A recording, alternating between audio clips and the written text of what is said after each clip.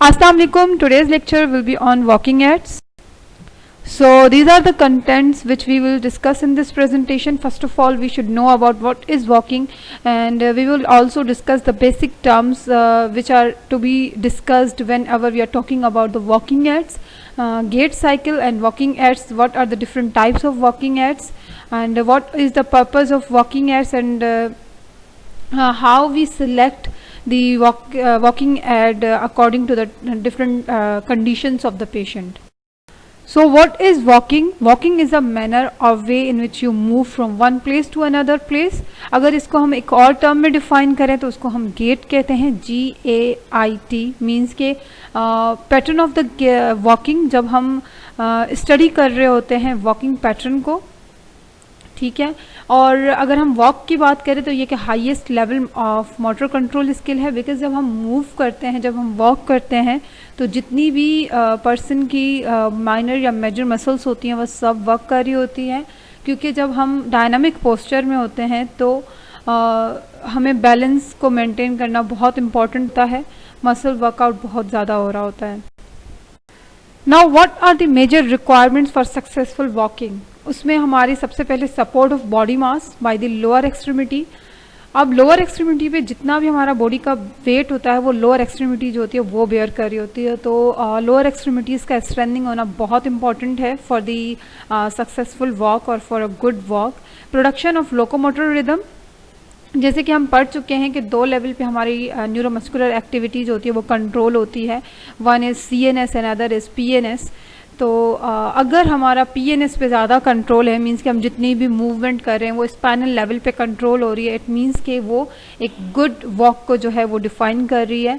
Dynamic balance control of the moving body, जब एक person move कर रहा है तो उसका उनकी मसल्स पे अच्छा कंट्रोल है, बैलेंस है, इक्विलिब्रियम को मेंटेन किया हुआ है. And the propulsion of the body in the intended direction, उसी डायरेक्शन में फोर्स है जिस डायरेक्शन में मूवमेंट हो रही है. Now these are the basic terms जो हमें सुनने को मिलते हैं whenever we are talking about the walk. तो वो है ambulation and gate.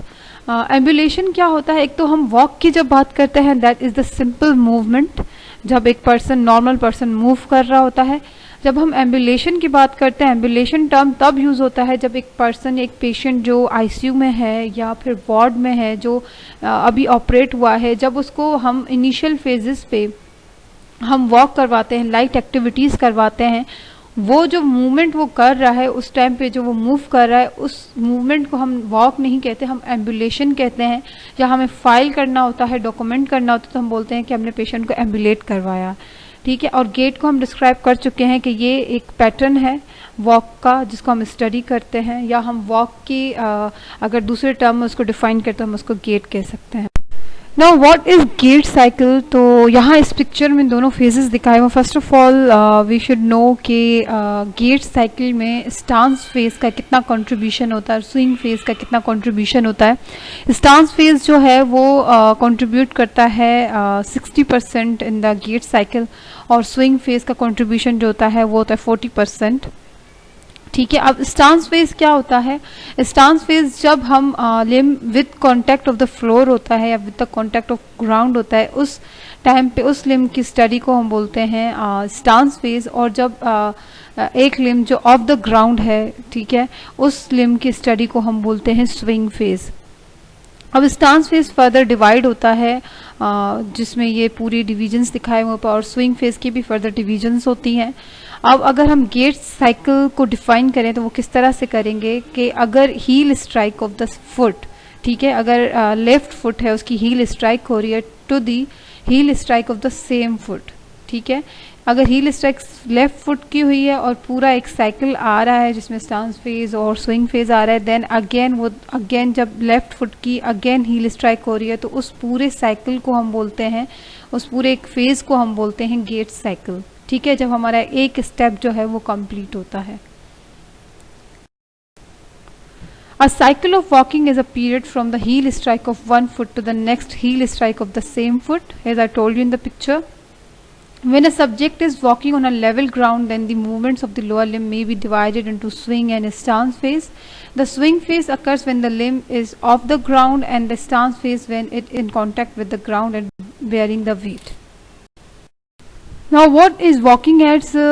In simply we can say that कि walking aid जो है aids जो है एक support है एक ऐसे person को जो dependent है, तो उनको independent करने के लिए हम उनको कोई support provide करते हैं ताकि वो अपनी body का weight जो है वो उसके support से bear कर सके. Now purpose of the walking aid, very simple, to increase area of support and base of support, maintain center of gravity over supported area, redistribute weight bearing area by decreasing force on injured or inflamed part or limb, can be compensate for weak muscles.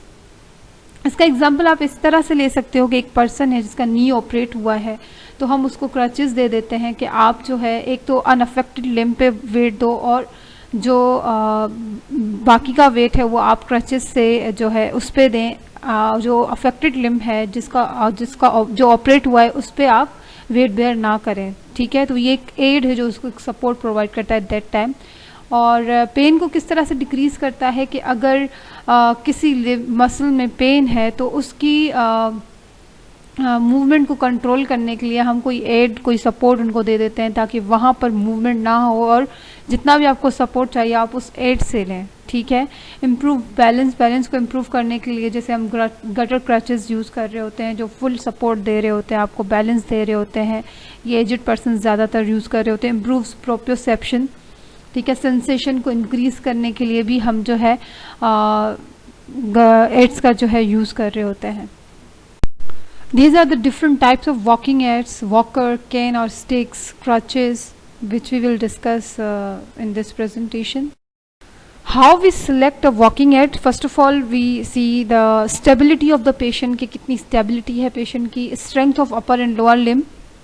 इसका common सा example आप इस तरह से ले सकते हो कि जब हम क्रचेस पेशेंट को रिकमेंड करते हैं तो वो क्रचेस जो होते हैं वो टोटली ऑपरेट होते हैं बाय द अपर लिम्ब. तो अपर लिम्ब की स्ट्रेंथ होना बहुत इंपॉर्टेंट है, तो आपने स्ट्रेंथ भी देखनी है. Coordination of upper and lower limb, coordination बहुत इंपॉर्टेंट है. ठीक है, required degree of relief from the weight bearing.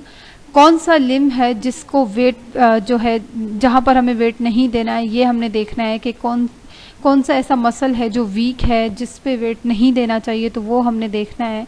ठीक है, देन हमने उसके अकॉर्डिंग जो है वो एड जो है रिकमेंड करना है.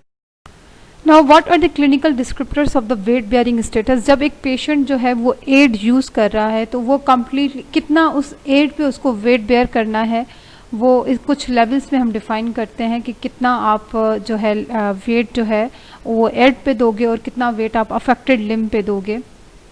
तो first of all non weight bearing, जिसमें हम बिल्कुल अफेक्टेड लिम्ब पे कोई भी वेट नहीं दिलवाते, 0% वेट जो होता है वो अफेक्टेड लिम्ब पे होता है. सिर्फ एड और अनअफेक्टेड लिम्ब जो होता है उसके थ्रू वेट बेयर किया जाता है.